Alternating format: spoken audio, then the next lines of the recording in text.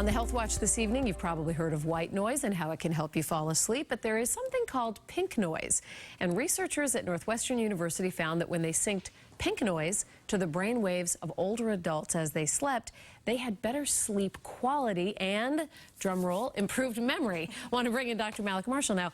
First question, what is pink noise and what do you think about this? I had no idea what pink noise was. So I went on the computer and I listened to pink noise, and I have to say it's soothing. It's sort of that gentle soothing sound that you hear in the background of your environment. It's certainly more soothing than white noise. It's like a shh, like a lower pitched shh.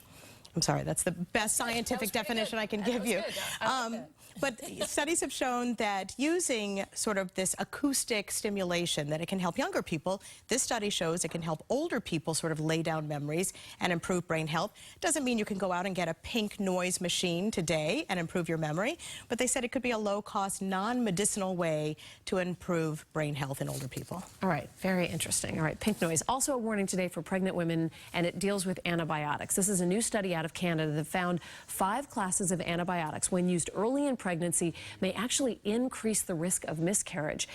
How worried should pregnant women be about this? Because antibiotics seem to be everywhere. Yes, and we actually prescribe antibiotics with some frequency in pregnancy for things like UTIs. But you know how I feel about antibiotics. You really should only take it if you really need it. And this study showed that there were certain antibiotics that could increase the risk of miscarriage if taken before 20 weeks of pregnancy. So the antibiotic classes we're talking about are tetracyclines, quinolones, macrolides, sulfa drugs, and metronidazole.